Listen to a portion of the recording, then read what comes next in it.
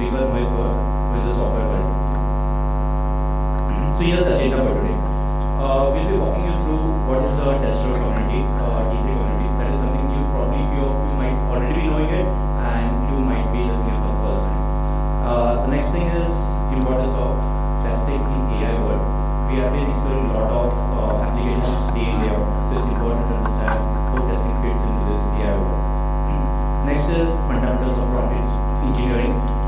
We'll go through the basics, what is prompt engineering, what are the different types, and lastly we'll walk up through the how do you fine tune your prompts to make sure that you're getting some relevant responses from the LLM that you have. And lastly, we have a demo, a quick demo that will walk you through again the prompts, how the responses differ in case you fine tune your prompts, how accurate your response will be. So with that, let's get started. First of all, what is T3 community? T3, don't worry, it isn't a new word, it's not a next Terminator series or movie. It is a tester community. Basically, we realized somewhere in 2020 that there have been a lot of conferences specific for developers, but there is a specific thing for the testers, or the QBs, or the DevOps, where they can share and collaborate, and a lot of use cases that the QBs use today.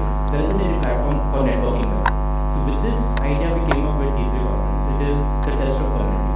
Basically, let's break it down into two things. So T3 works for T3 conferences, and we have the tester repository. So I'll quickly walk you through what is T3 conference. So this is the tester repository. Sorry, this is tester website. So we generally have our conference every quarter, specifically for the testers, primarily for testers, but we have opened it for the developers, QAs, leaders from the different walks of life to share their business cases and making sure that the networking happens. That is the basic intention for the tester community. We generally promote the first-time speakers so that it gives them a platform and confidence to speak to the bigger conferences. So this was our last instance that we had. So these were our speakers, this was our schedule, and this is my organizing team. I have a couple of them here. So I have Veer, then Mohit, Nupur isn't there, then Tushar. So these are the organizing members. If you want to reach out to them, here's our email address. Feel free to reach out in case you have any ideas to share. Please feel free to reach out. In case you have something interesting to share with us, please reach out to us. The only catch here is that this conference is right now limited to Red. So we haven't made it public yet because of the volunteers and a lot of issues. But going forward, we would be making it open to the public. But there is another important thing that we have is the tester repository. This is a public repository, specifically again for the testers, wherein you will have a boilerplate codes for all the different programs, as in the Selenium testing, GPU framework, then there is PyTest, then there is performance test. Why is it useful for developers, right? So developers write a lot of codes, and it is sometimes they would like to test their performance of the script that they have written. So it is a tedious task to write an entire framework for testing particular thing, right? So this is the place where they can just simply download the framework. It's out of the box, it will start running. You just download it and start using it. And you don't have to waste your time in figuring out what would be the integration, whether this repository will work or not, whether it is integrated with remote portal or not, test engine, all of those integrations have been taken place. So this is the repository. There are a lot of frameworks. And for QAs, like this would become a first place for them to do the open source contribution.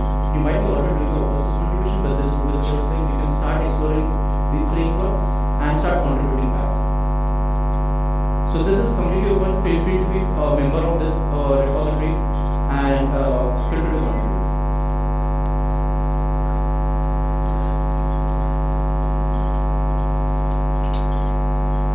With that, now let's jump into the important thing. Is AI, is testing really important in AI world? We already know that AI has been trained on so many contexts, so many folks. There are so many experts in the setting. It's been trained on tons and tons of tokens.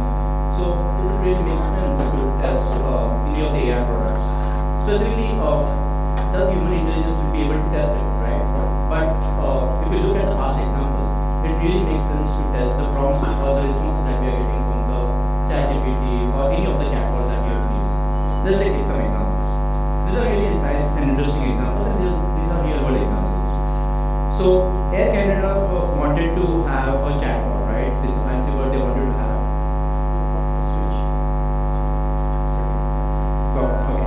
So Air Canada wanted to have a chatbot, right? It was a fancy word, and everyone wanted to have a chatbot for their use cases, and they also had the chatbot. So chatbot started responding really well.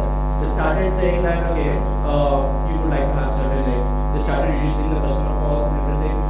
Air Canada was really happy, but suddenly something wrong happened, and then chatbot started giving certain discount. It promised certain discount to the customers. Customers were really happy, but Air Canada wasn't. It denied, saying that okay, we are not responsible for what is happening with the chatbot, what responses you are getting from the chatbot. But that didn't work in the code. They had to pay a hefty penalty to the customers. They had to pay everything whatever chatbot had promised. So it's important to understand whatever is being, whatever your chatbot, any of the application that is being used using AI, your company or your product is responsible for it. Whatever there is a response. You cannot come say that it was trained on certain tokens or certain sources which you don't control. It won't work. You have to take entire responsibility for what is being shown in the chatbots. Another really classical piece is like how many rocks can you eat per day? Is that you give the AI response saying that at least one rock per day is really good for you. So as I coming to the point, right, it's important to test your chatbots for accuracy, reliability, and making something ethical responses, right? It's very important to test those responses and tune them accordingly. Else we'll have to have some rock solid tags. Now coming to the point of fundamentals of prompt engineering. So it's prompt is nothing but fancy word or the fancy word for giving instructions. We just give certain instructions to the ChatGPT, and based on that we expect certain response. And prompt engineering is nothing but the design or the practice in which we should frame our prompts so that we get a relevant response from the ChatGPT. Today there are a lot of important things. There are a lot of different types of prompt engineering. We will be touching base on like a couple of them. So the first one is understand like why is it important to understand what is prompt engineering. So basically consider the ChatGPT as your well-trained or very intelligent parrot, right? It is been brought, it is learning from different sources, right? But this parrot doesn't think. It just gives you what it has been trained on. So the thinking part is not there. The thinking part you still need to do. Eventually, these things will change. ChatGPT will be more mature. All your models will be more mature. But right now, it's just like a well-trained parrot. You need to feed it what you exactly want. That is where prompts are really important. So you frame your prompts are really important. Secondly, LLM response of stochastic. So it's another fancy word which I wanted, so I just put it here. So it sounds good. It's nothing but it gives you the different responses for the same question, right? So if you ask what should be the topping of pizza, today it will say mushroom, or it will say pepperoni. So there is any standard way in which there is no consistency in which the response will be there. So it's important to understand what kind of prompt that you're giving to the ChatGPT. Another important thing is the increasing control and predictability. So this is very important. Imagine you have a Ferrari, right? But you're running it in first gear because you don't know how to use it. That is what is happening right now. We have such an insanely important like LLM. It's going to change so many things, but we don't know how to use it. That is where we need to understand prompt engineering. We need to understand how we need to use it more effectively. Let's jump into the types of prompts, right? So types of prompts are interesting. So there is something called as a zero-shot prompts. I think 80% of us right now are using zero-shot prompts. We just throw some text to the prompt saying that okay, give me something about the quantum computing or cloud computing. We just give one statement and then we wait and expect LLMs or ChatGPT to give us all the relevant answer that we are looking for. It's not a mind reader at all. So it gives takes up some generic responses and showcases it to you. It might be relevant, it might not be. Nobody knows, right? So that is what is called a zero shot. And 70 to 80% of people are right now using it in that way. So it's not so effective. There is something when we come to the few shots prompt. Few shots prompts are something we give certain examples to the prompt. Let's say if you want to translate a document and then you get certain examples to it, saying that okay, good morning is bonjour, or like guten tag in German, or all of this different structure that you give as an example, along with the things that you want from ChatGPT. So it will start creating a document which is more relevant and it will make more sense to you once you see that responses. Chain of thoughts. This is another type of prompt. Chain of thoughts is exactly as it name suggests. Like let's say you're trying to give a very complex prompt to the ChatGPT.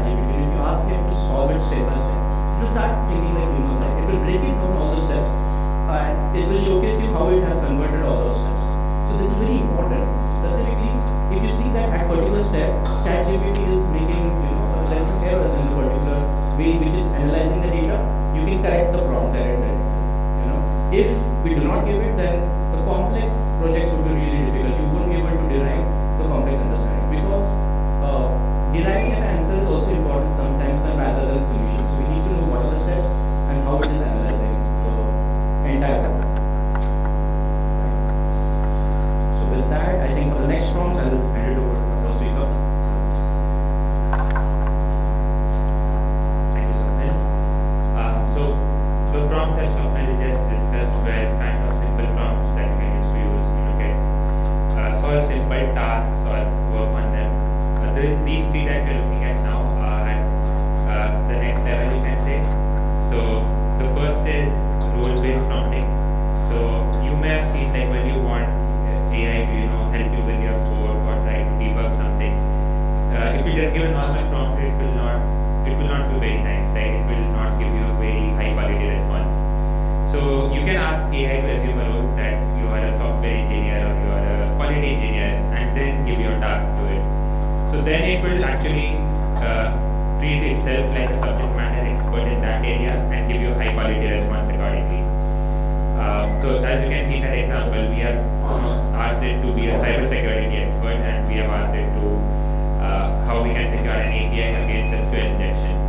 So these kind of prompts will give you a high quality response that is specifically tailored to your ask instead of everything. The next one is multi-turn prompting. So here you don't have to outline all of your asks in a single prompt. You can divide it into multiple things. First, to tell AI what is your goal, then you can say this is how I want to achieve it, and these are all the other considerations that you keep in mind. So as you can see in that example, we first ask it to explain the APIs. It will give you some info about that. Then let's say you want to create a test suite around it. We ask it to create a sample using Java and Rest Assured. And finally, we may also need auth in that. So we then ask it to how we can handle authentication in the same test suite. So we could have included all of this in a single prompt, but dividing them makes sure that AI understands your ask properly and gives you a response that you would like instead of hallucinating something. Then the next is iterative refinement. So here it is kind of similar to multi-turn, but you would refine your prompts for the same task depending on the response that you get from the LLM. So you may have asked AI to write some code in Python, but it may not be optimized the first time. So the second time you give it the same task, but you ask it to optimize code, optimize it for time complexity or something like that. So that's iterative refinement. You refine your prompts as you go forward in a conversation with the model. So we have covered different types of prompts so far, but how do prompts actually work? So for any LLM that we use, be it ChatGPT, Claude, or Granite models by IBM, all of them convert the prompt you give into a series of tokens. So the example that you see on your screen currently is how ChatGPT sees your prompt. So here I've just asked it to create a JavaScript class for a to-do list application.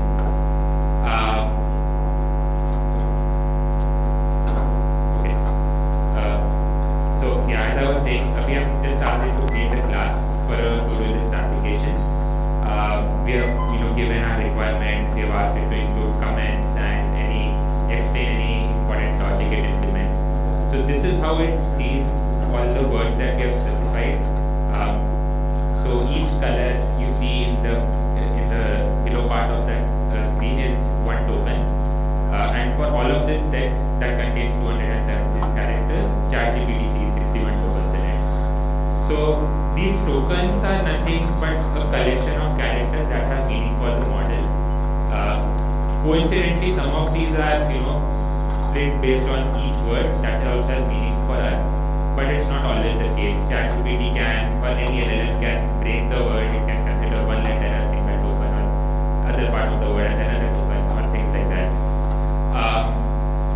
So yeah, that is what tokens are, and this process of converting your prompt into a token is called tokenization.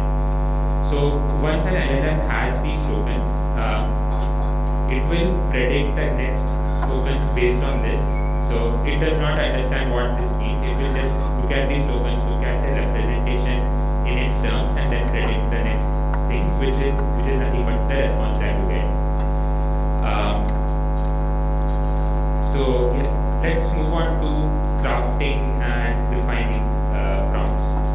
So I really want to emphasize one thing, that prompt engineering is a trial and error process that relies on your intuition. You should know first of all that what you want the model to do. For example, if you tell a model that JavaScript means a script that is written in Java, it is not going to give you the correct response. So that's the basic thing that you need to remember. Then, if you would refine upon that, you need to build domain understanding to customize prompts. So, if you want to write a test suite in Test Assured or in Python, you should know what are the features of Python and how it works. Then you can give a prompt that is based upon that to the LLM, and it will give you a correct response. Then each model, whether it is ChatGPT or Claude, has its own strengths and weaknesses. It excels at some areas and then it performs poorly in others. So understand the model to adapt the prompt to its strengths and weaknesses. So most of the models will still give you a response, but if you want a high quality response that solves your tasks in one go, then choose the correct model for that task. Then you can, as we just discussed, you can keep on refining your prompts, you can keep on iterating upon them, but there is no end to it. So keep in mind that there is one place that you have to stop doing that so that you don't over-engineer it. And at that point, you are not going to get any more improved responses from the AI there. And then the last thing is to give the model a fallback mechanism, or just specify in a prompt that if you don't know this, then ask me for further clarifications, or just tell I don't know instead of giving a hallucinated response. So moving on, we'll go a little bit in depth into some of these types. So the first thing is you need to be clear when you are writing a prompt. You don't really need to repeat yourself again and again, because the model understands one sentence or one paragraph is still the same thing. So avoid any ambiguous wordings in your prompt and just be specific. Just tell the model what you want to do. You don't have to add like please or thank you. That's not going to help you. So as you can see, there is an example here. We have an ambiguous prompt is like, how do I write a project report? That's going to give you some response, but it's not really tailored to your task. So if you look at the clear prompt here, we are specifically asking if the key steps in writing a project report for a final semester project. So that will give you a proper structure for that report that you can use directly and maybe iterate on it. The next one is being concise. So we just touched upon this briefly. So use simple language in your prompts, keep it short, to the point, exactly what you want the model to do. So if you look at this example here, we have given it a long prompt of a detailed explanation for the software development lifecycle and its significance. Instead of that, we can just tailor it down to explain SDLC and each phase in it is why is it essential. The next one is include context and structure in your prompt. So, let's say you want to understand closures in JavaScript. You can just give it a simple prompt, okay, provide me an explanation of this, but you may not be able to understand it because it's just going to throw whatever it knows at you. Instead of that, you can structure your prompt in a better way. We can ask it to just provide a high level explanation and keep it under 300 words in a single paragraph. So that will give you a response that you are more likely to understand, and then you can send follow-up prompts depending on any questions that you have. This is the last one that we just discussed, give the model an out. So any prompt that you give to the model, treat it as a conversation starter and not a final command. Ask the model to admit uncertainty, tell you it does not know something instead of guessing and providing a response. And you can also ask the model to give follow-up questions if it needs you to refine the question or it needs more help gathering the context for it. So moving on, we will go to a short demo now using Instructor. I'll just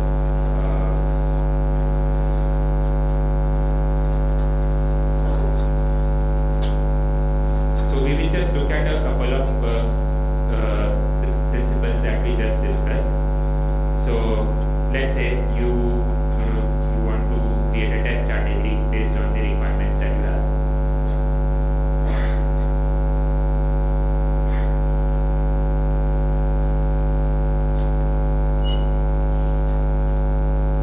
So yeah, let's say we just ask it to formulate a test strategy. We can just give it a very simple prompt. It's going to give you a response that you can, the ideal thing you should do: identify objectives, identify requirements, things like that. But you could actually structure it in a better way, like this. So just look at the response we have currently. So this is the response that's given us right now, which is very high level, not very specific to our ask. But we can give it a different, we can give it a more structured prompt, and if we ask this,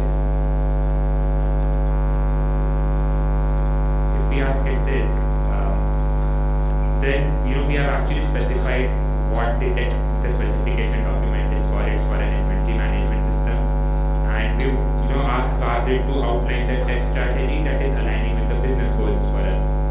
And after that, we have specifically asked it that we only want function, integration, and performance tests in that document instead of everything. So if you look at the response now,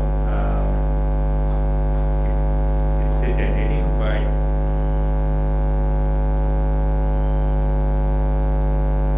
as you can see, it has given us a lot more points, and all of these points are kind of focused on what we have specifically asked it. And it has, in addition to that, since we have given it all of our details, as you can see, it has also given us a prioritization criteria, what other things we should prioritize first and how should we go from there. So that is one example. Moving on to the next one. Let's say you wanted to summarize something, paper or report, whatever. We are taking the example of a paper here. So if we just give it this prompt, we don't give it any other context apart from this. It's just hallucinating something. We haven't asked it for this. But if I go back, I ask it a more structured prompt. I only ask it to provide a bullet point summary of a paper and highlight specific things in it. So let's go ahead and ask it this. So here it is specifically it's going with the methodology that's defined in that. Then it's giving the key results and the conclusions. So if you compare the length of both the responses, you can see the second one is very concise. It is easier to understand for you. So moving on to the next example that we have. So here we are just having some fun with it. We are asking it to write a creative story on technology. So let's give it this prompt. So yeah, it's taken the example of some system traffic tests and it's writing a story based on that. It's a good story for sure, but it is not very, this can be better structured, or we can make it more concise if we don't have the time to read all of this. So let's go to this one, the ideal prompt for these kinds of scenarios. So here, as you can see, we have specifically asked it that we want a 500-word short story, and we have said it set in the near future where AI is controlling everyday life. We have also given it a basic outline that have a human protagonist, and then is how the story should proceed. So if we give it this prompt, let's see what it says. So immediately here it has created a couple of characters, and it's writing a story based on that. Let's see where it goes.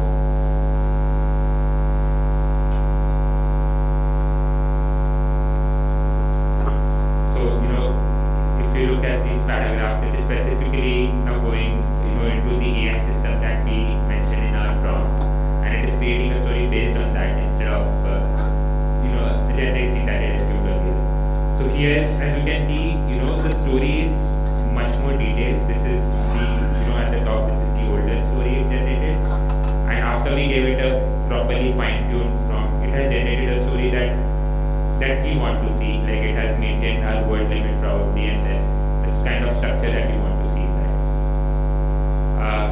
So this is the second last example for today. So this is a very common use case, I think, that AI is being used today, is to respond to customer complaints or any customer queries that we get. So if we, in that case, we just say, answer a customer complaint with an apology. So it's just going to generate, a generic email. We have not provided any details about what failed or what is the technology, nothing like that. We just asked it to give an apology. So it has generated an email around that. But now, if you see, we give it a more detailed prompt. Here we are not just asking it to generate an apology, but we are asking it to keep it professional and empathetic. Here we have also provided details that the issue is actually about a malfunctioning laptop, and here is how you structure your apology. So start with an apology, then explain some steps that the customer can take, and then offer this thing to them, offer either a replacement or a repair. So this example, we know what it is going to output. It's not going to be like a Canada case where it is just giving any discount randomly. Here you have specifically told it that either you can offer a repair or a replacement. So if you look at this immediately, right, it starts with acknowledging the issue the customer has, and then offers them an option of a repair or a replacement. So, and in addition to that, if you look at this part over here, so it has also given them the steps they need to follow before they send their system in. It simply did not do that earlier. It just wrote that we apologize and contact us directly. So this kind of response will make sure that it maintains the customer satisfaction instead of the customer being frustrated because the thing is not working. So looking at the last demo prompt for today, this is more tailored towards quality engineering. So let's say there is an engineer working on a team. They need to create test cases for a payment system. They can give a simple prompt like this, okay, create test cases for an online payment system. But here they have not specified anything, what that system does, how it works, what are all the different layers in it and things like that. Instead of this, if you ask it a more detailed prompt, we ask it for test cases, and we have specified a business requirement here. Users can only pay with credit card, PayPal or bank transfer, and they will receive an email confirmation. So if we give it this prompt, and in this prompt, if you see, I have also asked it to include positive, negative, and edge cases instead of letting it assume that. So it gives you a more structured response here. It is segregating it based on the system, things that the system supports. So at the top, it is giving you test cases for credit card payment system, then it goes to PayPal, and then it goes to bank transfer finally. And in each one of them, if you see, it is also giving you a positive case, negative case, and edge case that you specifically asked it for before. So, like, if you follow these techniques, it will make your life easier. In the end, AI is about saving your time. So if you give it a better prompt, you're going to get a response that you can use directly without needing to think a lot on it. So that was the demo. I'll go back to slideshow again. Yeah. So finally, to conclude this talk, I'd like to say that prompt engineering is the art of convincing AI what you want even when you yourself don't know that very well. So with that, thank you for listening to us, and we are open for any questions now.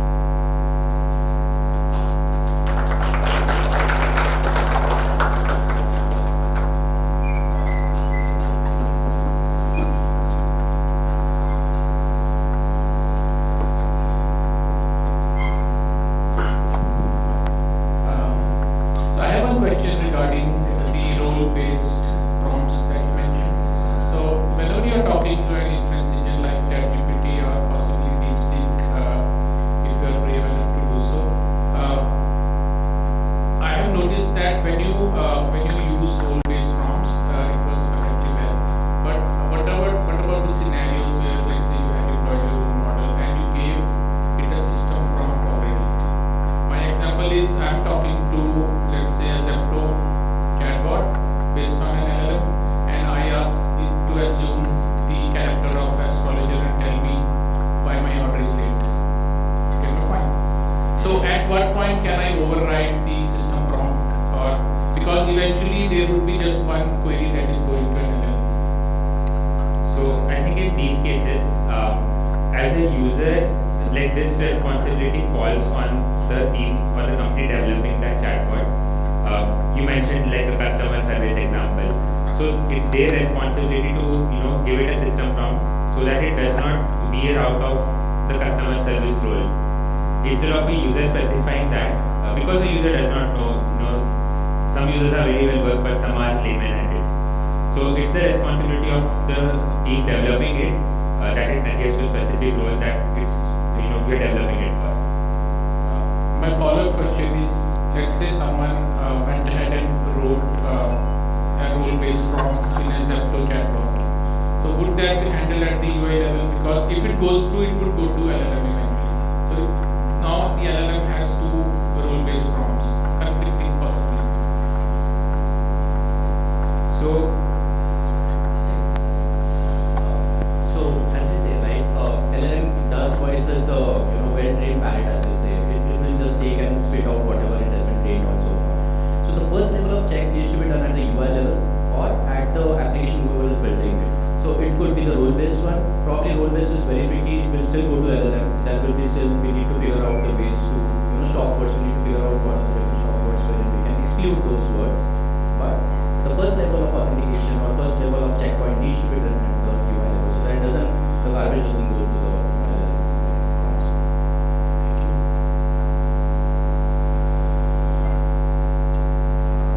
Any other questions? Thanks for nice presentation. My question is very general AI testing. Is there any way we can test the responses this LLM-based chatbots give to users? Like you showed the example of like the individual responded, it can be offered or something. Is there a way we can do testing like this kind when this kind of questions comes, how the chatbot will respond? Can it filter out this question saying I am not in position to respond to something? Like, is there a way we can test these responses or something? So there are different ways. And first of all, it's very tricky to test every response because it has been trained on so many different models. So, but we can still test it for different parameters, like there is an accuracy, reliability, ethical reasoning, whether it is getting us some biased reasons. So there are different languages there. There are different frameworks which we can use to test the accuracy of the response that we are getting.